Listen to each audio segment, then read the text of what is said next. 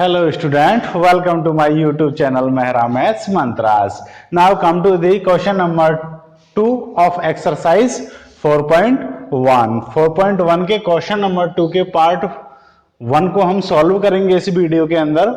तो देखिए question number 2 क्या कहता है, सबसे पहले ये जान लेते हैं। ये कह रहा है represent the following situations in the form of quadratic equations.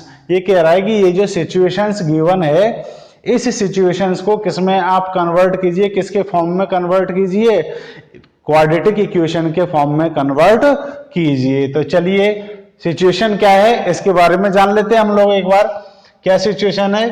The area of rectangular plot, the area of rectangular plot is 528 metre square. ये कह रहा है कोई रेक्टेंगुलर प्लॉट का, रेक्टेंगुलर साइज का क्या है, एक प्लॉट है। जैसे आपको ये जो ग्रीन बोर्ड दिख रहा है, ये भी किसकी शेप में है? रेक्टेंगुलर शेप में है। तो इस टाइप का क्या है, एक प्लॉट है जिसका एरिया कितना है? 528 मीटर स्क्वायर। अच्छा, आपके दिमाग में रेक्टेंगुलर प्लॉट के एरिया की बात चलते ही आपके माइंड में क्या आ जाना चाहिए था? एरिया का फॉर्मूला। तो रेक्टेंगुलर शेप की जो भी प्लॉट होती है उसका एरिया कितना होगा? Length into width. ठीक है, आगे चलते हैं अब। तो ये कह रहा है रेक्टेंगुलर प्लॉट का जो एरिया है वो 528 मीटर स्क्वायर है। आगे कह रहा है the length of the plot, ध्यान से समझना इसको अब। ये कह रहा है the length of the plot, जो प्लॉट की लेंथ है इन मीटर्स, और वो लेंथ किस में है? मीटर्स में है। स्वाभाविक रूप से क्लियर है कि यदि एरिया मीटर स्क्वायर में है तो लेंथ और विड्थ ऑटोमेटिकली किस में होंगी? मीटर में ही होंगी। ठीक है ना। तो the length of the plot is, the length of the plot is 1 more than, ये कह रहा है कि जो लेंथ है प्लॉट की वह 1 मोर देन, 1 मोर देन, 1 क्या है? अधिक है, 1 अधिक है किससे?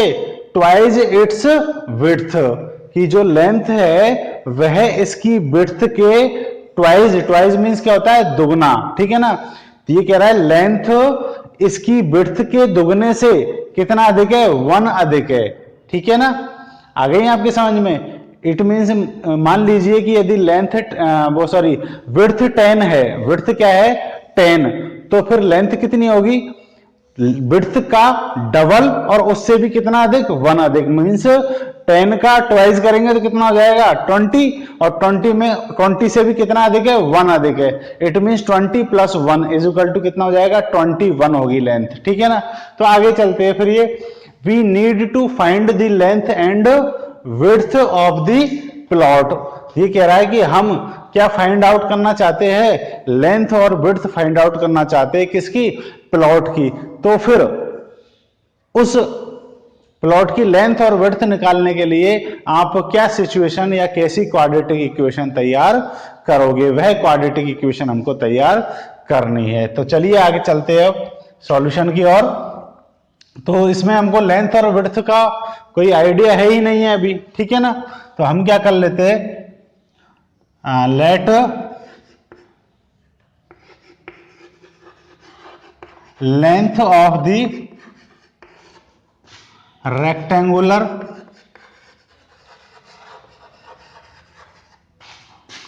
प्लॉट इज इक्वल टू क्या कर लेंगे? x।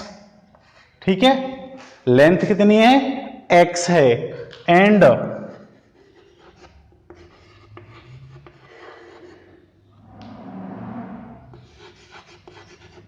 width of the rectangular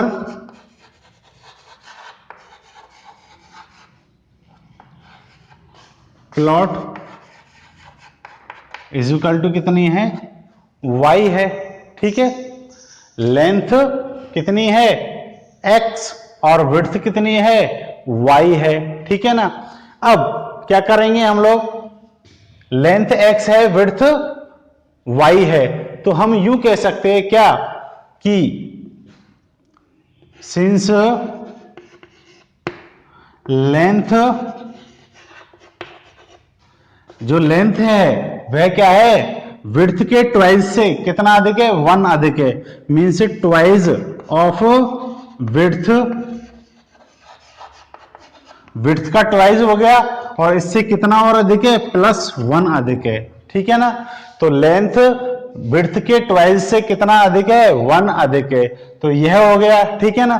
तो लेंथ की वैल्यू कितनी आ जाएगी, देखिए लेंथ को हमने किससे डिनोटेड किया है, x से, is equal to 2 into width को किसे डिनोटेड किया है, y से, +1, क्लियर है। तो x इज इक्वल टू आ जाएगा 2y + 1, ठीक है। x इज इक्वल टू क्या आ गया, 2y + 1, ठीक है ना। अब x की वैल्यू यह आ गई, अब इसको अपन नोटेड कर लेते हैं, क्लियर है। आगे चलते हैं हम। नाउ एरिया ऑफ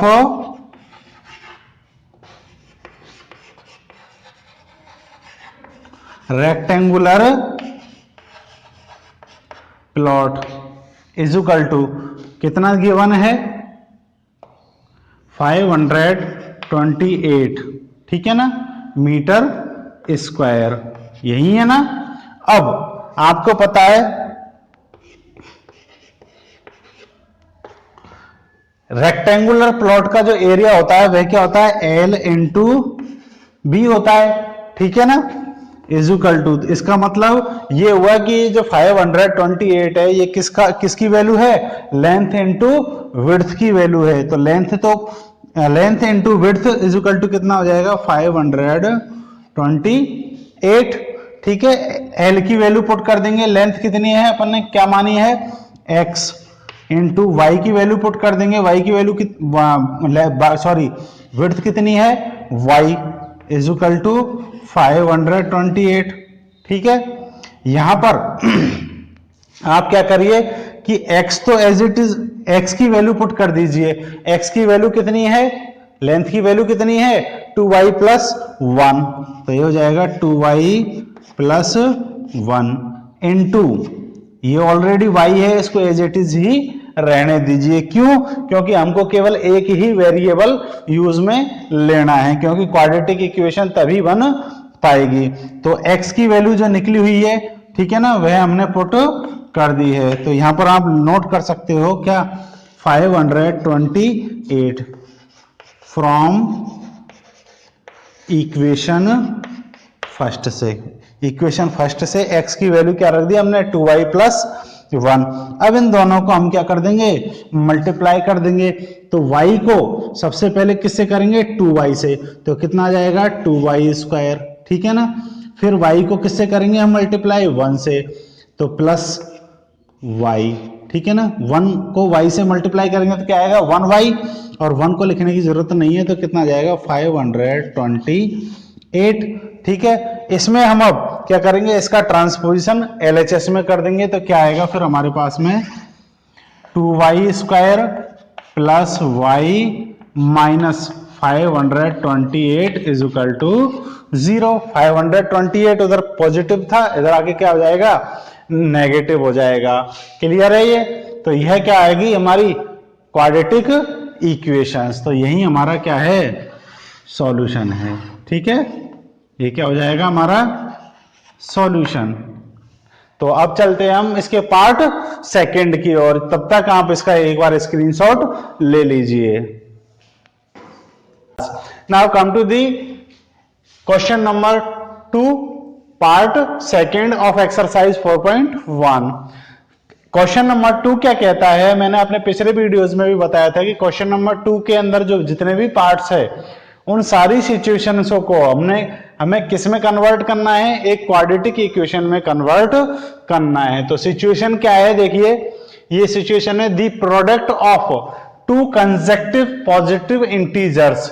आपको मैं बता दूं कंसेक्टिव जो इंटीजर्स होते हैं वो कौन से होते हैं, कंसेक्टिव मींस हम अपनी लोकल लैंग्वेज में यदि कहे तो यूं कह सकते हैं कंसेक्टिव इंटीजर्स, इट मींस जो कंटिन्यू आते हैं एक तरीके से, ठीक है, लगातार आने वाले जो नंबर होते हैं। जैसे ये मान लीजिए कि एक x है, यदि फर्स्ट इंटीजर x है तो इसका कंसेक्टिव इंटीजर्स कौन सा होगा, इससे नेक्स्ट वाला होगा, मींस x में कितना और ऐड कर देंगे 1। हम कहे कि 4 फर्स्ट इंटीजर है तो इसका कंजेक्टिव इंटीजर्स कौन सा होगा, इससे नेक्स्ट कौन आएगा 5 आएगा, कौन आएगा 5। इसमें क्या कर दीजिए आप +1 कर दीजिए। तो कंजेक्टिव इंटीजर्स कौन से होते हैं, जो लगातार आने वाले होते हैं।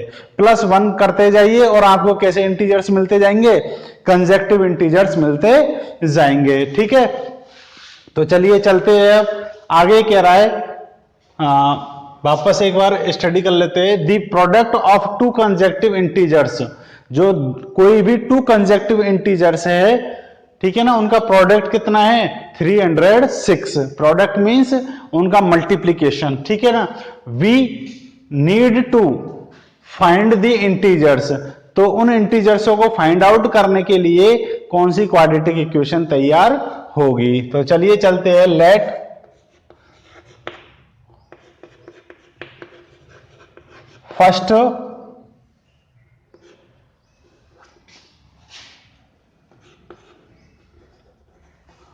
First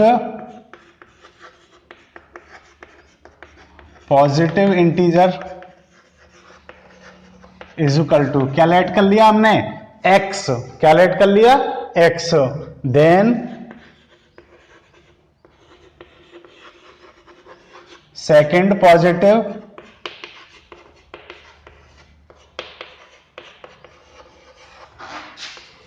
integer is equal to, तो सेकेंड क्या हो जाएगा, इसमें +1 हो जाएगा।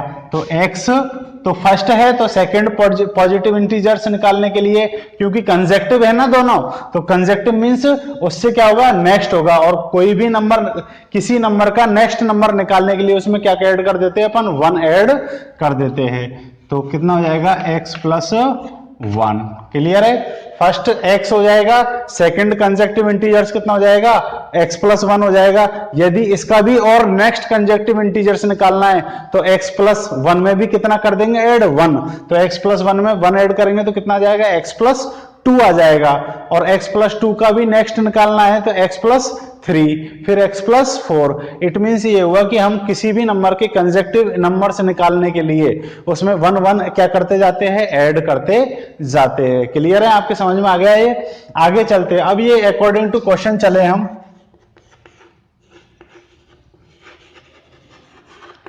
According to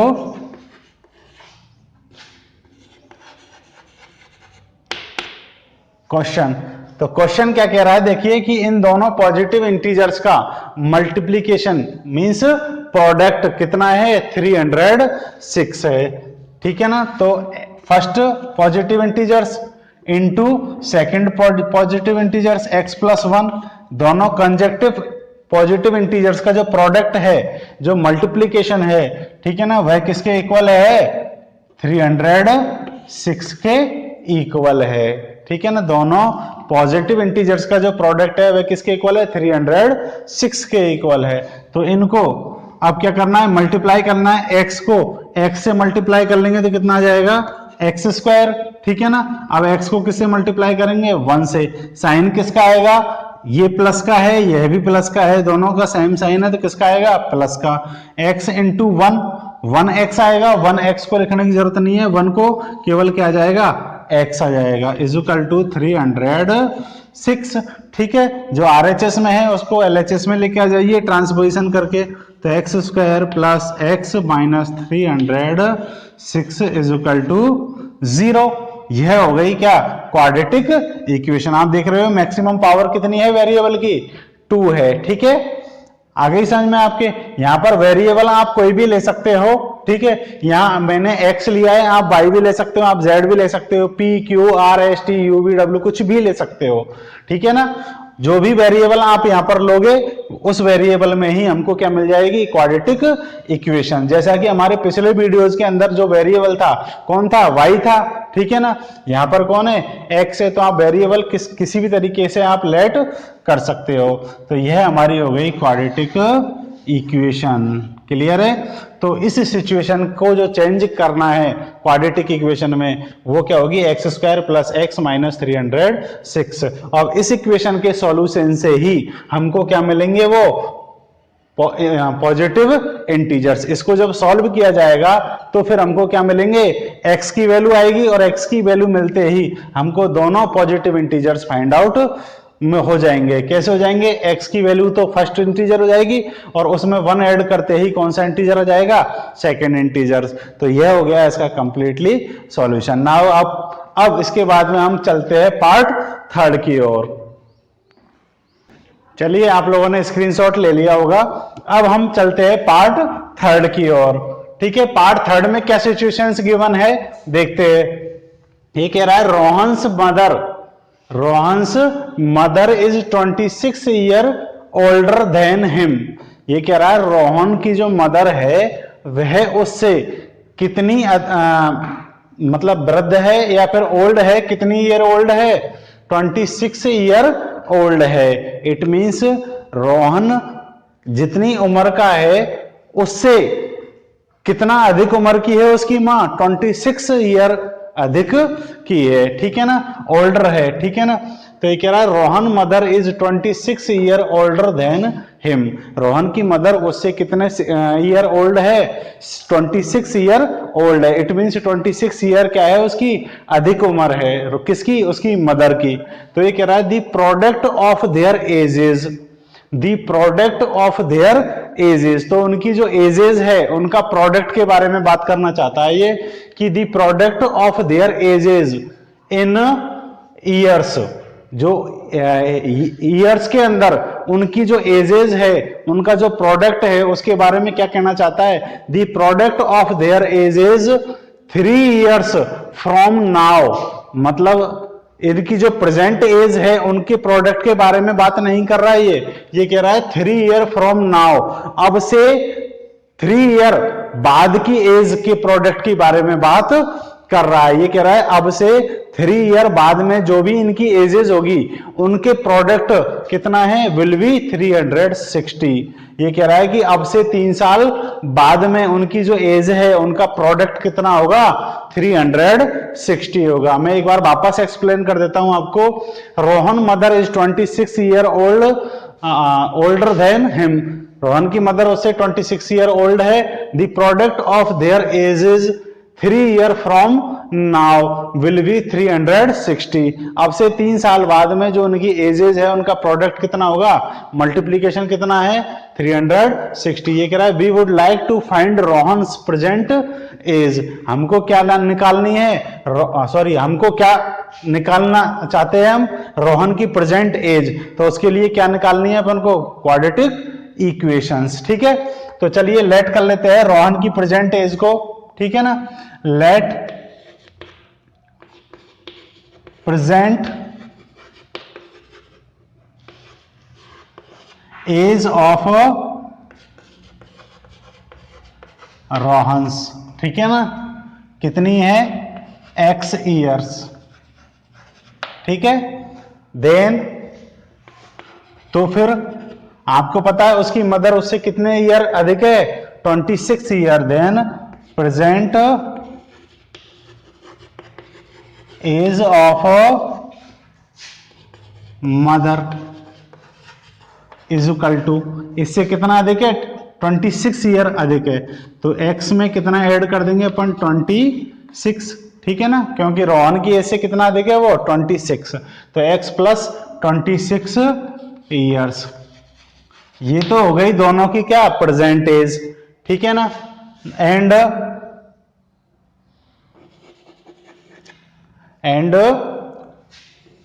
Rohan's. अब बात आती है प्रोडक्ट हमको कौन सी एजेस का निकालना है, अब से 3 साल बाद में। तो अब से 3 साल बाद की दोनों की एजेस निकाल लेते हैं हम पहले, फिर उन दोनों का प्रोडक्ट करके और उसको किसके इक्वल रख देंगे हम, 360 के इक्वल रख देंगे। क्योंकि वह यह कहना चाहता है कि अब से 3 साल बाद में जो इनकी एज है उनका जो मल्टीप्लीकेशन है, प्रोडक्ट है, वह किसके इक्वल है, 360 के इक्वल है। तो पहले हम अब से 3 साल बाद में उनकी क्या क्या एजेस होंगी वह निकालते हैं। तो क्या है, and Rohan's age 3 years from now, 3 years from now, अब से 3 साल बाद में रोहन की एज कितनी हो जाएगी, प्रेजेंट एज कितनी है x, तो अब से 3 साल बाद कितनी हो जाएगी x प्लस 3 years, ठीक है ना, 3 साल ऐड हो जाएगी उसमें, क्लियर है। और mother age 3 years from now, और मदर की एज कितनी हो जाएगी, मदर की एज अभी फिलहाल कितनी है प्रेजेंट में, x प्लस 20x, ठीक है ना, x प्लस 26, सॉरी, अब इस कितना ऐड और हो जाएगी इसमें 3, तो कितना हो जाएगा, देखिए इसको सॉल्व करेंगे तो क्या हो जाएगा, x प्लस 29, 26 प्लस 3 कितना हो जाएगा 29, तो ये उसकी अब से 3 साल बाद में क्या हो जाएगी एज, किसकी, मदर की, ठीक है ना। तो अब अकॉर्डिंग टू क्वेश्चन चले अपन, अकॉर्डिंग टू क्वेश्चन, ठीक है ना। क्वेश्चन क्या कहता है कि अब से 3 साल बाद में उनकी एजेस का जो प्रोडक्ट है वह किसके इक्वल है, 360 के इक्वल है। तो चलिए वही हम कर देते हैं। रोहन की अब से 3 साल बाद में एज कितनी है, x प्लस 3, ठीक है ना, और उसकी मदर की अब से 3 साल बाद में एज कितनी है, x प्लस 29। इन दोनों का जो प्रोडक्ट है, मल्टीप्लीकेशन है, वह किसके इक्वल है, किसके बराबर आता है, 360 के इक्वल है, ठीक है ना। दोनों की अब से 3 साल बाद दोनों की जो एजेस है उनका प्रोडक्ट कितना होगा, 360 होगा। यही हमारा क्या कहता है, क्वेश्चन कहता है। तो अब क्या करेंगे, इन दोनों ब्रैकेट्स को हम क्या कर लेंगे, मल्टीप्लाई। इसकी फर्स्ट टर्म को इसके पूरे ब्रैकेट से मल्टीप्लाई कर देते हैं। तो x को सबसे पहले किससे करेंगे, x से कितना जाएगा, x स्क्वायर, फिर किससे करेंगे 29 से। तो साइन डिसाइड करना है, किसका साइन आएगा, यह प्लस की टर्म है, यह भी प्लस की टर्म है, दोनों टर्मों का साइन जब सेम होता है तो किसका साइन आता है, प्लस का साइन। तो x को 29 से मल्टीप्लाई करेंगे तो 29x, ठीक है। इसकी फर्स्ट टर्म को दोनों टर्मों से मल्टीप्लाई कर दिया। अब इसकी सेकंड टर्म को पकड़ेंगे हम और इस पूरे ब्रैकेट की सभी टर्मों से क्या कर देंगे, मल्टीप्लाई कर देंगे। तो 3 को x से मल्टीप्लाई करेंगे, साइन डिसाइड करेंगे, दोनों प्लस के हैं तो किसका साइन आएगा, प्लस का। 3 इंटू एक्स कितना हो जाएगा, 3x। अब किससे करेंगे हम, 29 से। 3 को 29 से मल्टीप्लाई करेंगे, दोनों का साइन कैसा है, पॉजिटिव है, तो किसका साइन आ जाएगा, प्लस का। 3 को जब 29 से मल्टीप्लाई करेंगे तो कितना आ जाएगा, 87, ठीक है, इज इक्वल टू 360।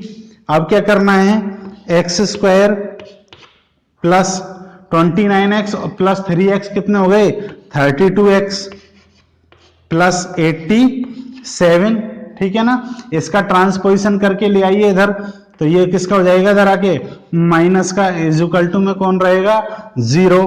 तो इसको जब सॉल्व करेंगे तो x square plus 32x plus कितना, सॉरी 87 में से 360 सब्ट्रैक्ट नहीं होते, तो लार्जर नंबर किसका है, माइनस का, तो बचेगा भी किसका, माइनस का। कितना बचेगा, 360 में से 87 को क्या कर दीजिए, माइनस कर दीजिए, तो कितना आएगा हमारे पास में 273, ठीक है।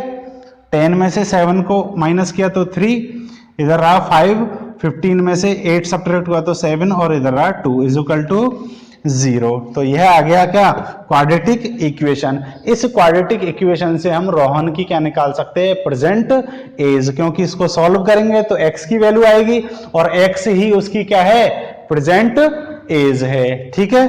तो यह हो जाएगा हमारा आंसर, क्या हो जाएगा, ये हमारा आंसर। क्लियर है, ठीक है। अब हम चलते हैं इसके नेक्स्ट पार्ट की ओर, पार्ट 4, ठीक है। तब तक आप इसका क्या ले लीजिए, आप स्क्रीनशॉट ले लीजिए। चलिए आप लोगों ने स्क्रीनशॉट ले लिया होगा। अब आगे चलते हैं हम पार्ट 4 की ओर।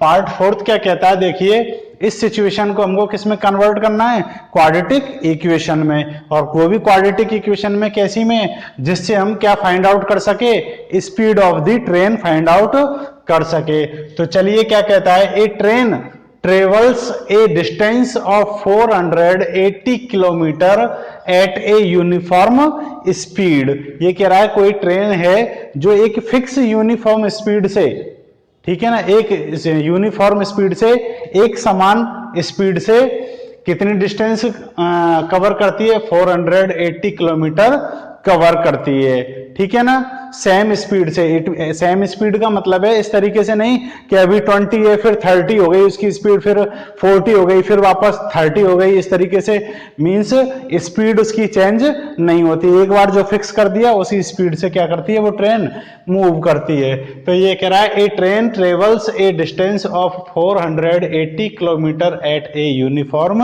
स्पीड। एक यूनिफॉर्म स्पीड से, एक समान चाल से वह क्या करती है, 480 किलोमीटर डिस्टेंस चलती है, ठीक है ना। अब आगे कह रहा है, फर्स्ट कंडीशन तो ये हो गई, आगे चलता है if the speed had been 8 kilometre per hour less, यदि उसकी स्पीड को कितना लेस कर दिया जाए, 8 किलोमीटर पर आवर को क्या कर दिया जाए, लेस कर दिया जाए, कम कर दिया जाए। आपको पता है यदि स्पीड उसकी कम होगी तो फिर वह टाइम क्या लेगी, अधिक लेगी। स्वाभाविक रूप से यदि आपकी स्पीड तेज है तो टाइम कम लेगी, कम है तो टाइम अधिक लेगी। तो ये कह रहा है if the speed had been 8 kilometre per hour less then it would have taken 3 hours more to cover the same distance. तो यदि इसकी स्पीड को 8 किलोमीटर पर आवर कम कर दिया जाए तो उसका जो टाइम है वह कितना अधिक हो जाता है, 3 आवर्स अधिक लेती है सेम डिस्टेंस को कवर करने में। सेम डिस्टेंस मींस 480 किलोमीटर को कवर करने में वह कितना किलोमीटर अधिक लेगी इस कंडीशन में, 3 आवर्स अधिक लेगी। तो इसके अंदर 2 कंडीशंस है, ठीक है ना, एक तो ये और दूसरी यदि उसकी स्पीड को क्या कर दिया जाए, लेस कर दिया जाए। तो ये कह रहा है we need to find the speed of the train. तो हमको ट्रेन की स्पीड निकालने के लिए किस तरीके से इसको सॉल्व करना पड़ेगा, किस क्वाड्रेटिक इक्वेशन में इसको चेंज करना पड़ेगा। तो चलिए स्पीड फाइंड आउट करनी है, स्पीड निकालने के लिए क्वाड्रेटिक इक्वेशन तैयार करनी है। तो स्पीड को हम क्या मान लेते हैं, एक्स। तो लेट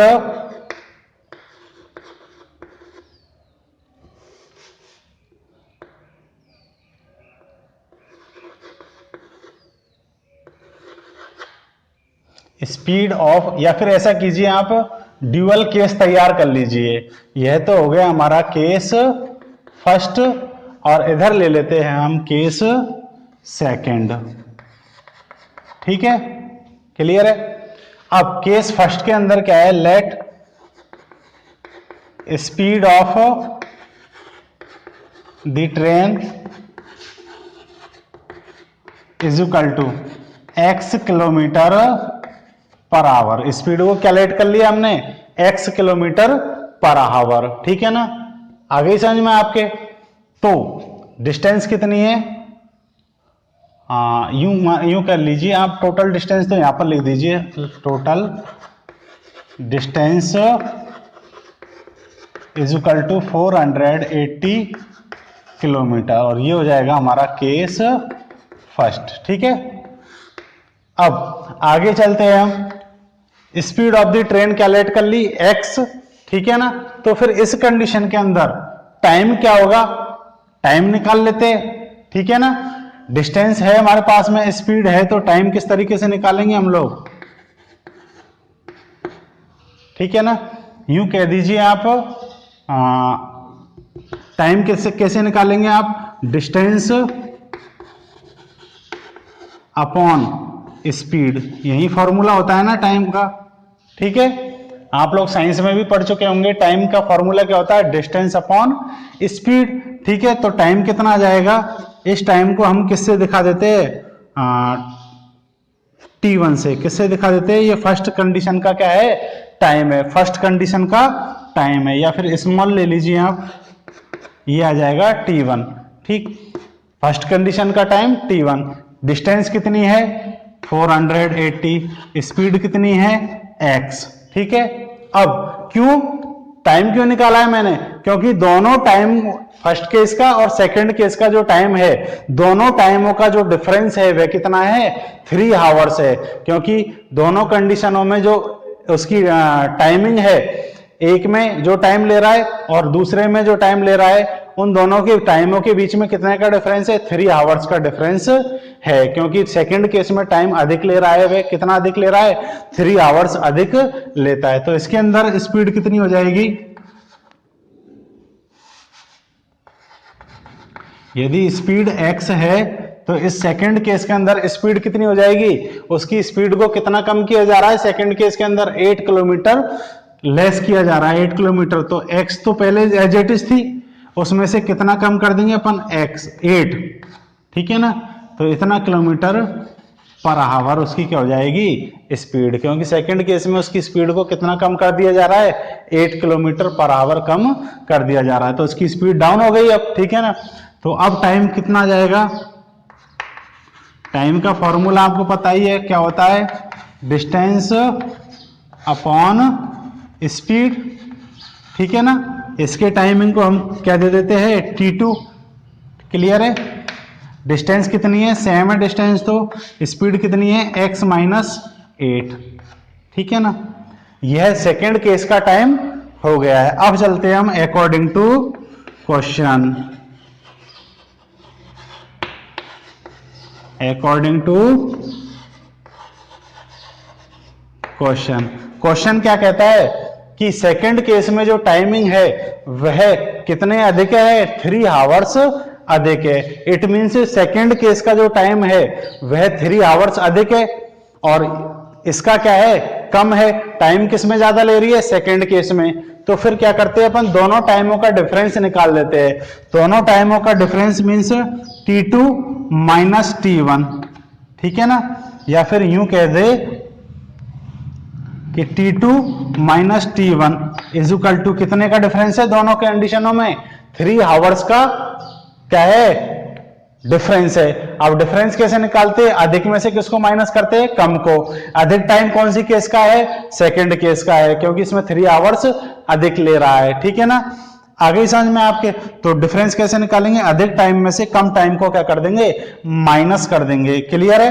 तो अधिक टाइम t2 है सेकंड केस का, t2 माइनस t1। अब t2 और t1 की वैल्यू पुट कर देंगे अपन, तो 480 upon x minus 8 minus 480 upon x is equal to 3, ठीक है। इनको हम एलसीएम लेके क्या कर लेंगे, सॉल्व कर लेंगे। तो एलसीएम कितना आएगा, x माइनस 8 और x का एलसीएम कितना आएगा, x minus 8 as it is रहेगा और साथ में कौन आ जाएगा, x आ जाएगा, ठीक है ना। या फिर यूं कह दे कि x माइनस 8 इंटू एक्स, ये क्या आ जाएगा, एलसीएम आ जाएगा। अब वापस वही प्रोसीजर, इस डिनोमिनेटर का इसमें डिवाइड करेंगे। तो x माइनस 8 का जब इस एलसीएम में डिवाइड करेंगे तो x माइनस 8 से तो x माइनस 8 क्या हो जाएगा, कैंसिल हो जाएगा। होगा कि नहीं होगा, देखो x माइनस 8 इंटू एक्स में जब किसका डिवाइड करेंगे अपन, x माइनस 8 का, तो x माइनस 8 से x माइनस 8 क्या हो जाता है, कैंसिल हो जाता है। तो कितना होगा हमारा डिवाइड, कितने टाइम्स होगा, x टाइम्स होगा, ठीक है ना। तो आगे चलते हैं, x माइनस 8 का इसमें डिवाइड करेंगे तो कितना टाइम्स होगा, x टाइम्स। x बचेगा, x को किससे मल्टीप्लाई करेंगे, 480 से, तो 480x आ जाएगा। माइनस x का डिवाइड इसमें करेंगे तो x से तो x कैंसिल, क्या बचा, x माइनस 8, और इस x माइनस 8 से ये 480 क्या हो जाएगा, मल्टीप्लाई हो जाएगा, ठीक है, इज इक्वल टू 3। आगे इसको सॉल्व करते हैं, चलिए। 480x ये तो ऑलरेडी मल्टीप्लाइड हो चुका है, ठीक है। अब इनको मल्टीप्लाई करना है, 480 को x से मल्टीप्लाई करेंगे सबसे पहले, तो साइन डिसाइड करेंगे, यह माइनस का है यह प्लस का है, दोनों का डिफरेंट साइन है, और जब डिफरेंट साइन होता है तो किसका साइन आता है, माइनस का। तो 480x, ठीक है ना। अब किससे मल्टीप्लाई करेंगे इसको, 8 से मल्टीप्लाई करेंगे। पहले साइन देखा जाता है, यह भी माइनस का है यह भी माइनस का है, दोनों का जब सेम साइन होता है तो किसका साइन आता है, प्लस का। और 480 को 8 से मल्टीप्लाई करेंगे तो कितना आ जाएगा, 0, 8 इंटू 0 0, 8 इंटू 8 कितना हो गया 64, ठीक है, और 8 इंटू 4 कितना हो गया 32, 8 4 जा 32, तो ये हो जाएगा अपने पास में 3840 अपॉन कितना है x minus 8 into x equal to में कितना है 3 है, ठीक है। आ गई समझ में आपके, इसको इससे क्या कर दिया अपन ने मल्टीप्लाई कर दिया। आपको पता है ये तो कैंसिल हो जाएंगे, क्यों, क्योंकि 480x में से 480x क्या हो जाएंगे सब्ट्रैक्ट हो जाएंगे, तो फिर क्या रहा फिर हमारे पास में 3840 अपॉन, ठीक है ना, इसको मल्टीप्लाई कर देते हैं अपन दोनों को, तो क्या आएगा, या फिर यूं कह दीजिए कि ये x, इसको मल्टीप्लाई कर देंगे तो x को x से मल्टीप्लाई करेंगे तो x इंटू एक्स कितना हो गया एक्स स्क्वायर, फिर साइन किसका आएगा, ये प्लस का ये माइनस का, माइनस x इंटू 8 कितना आ जाएगा 8x, ठीक है। आगे चलते हैं, कितना है ये 3।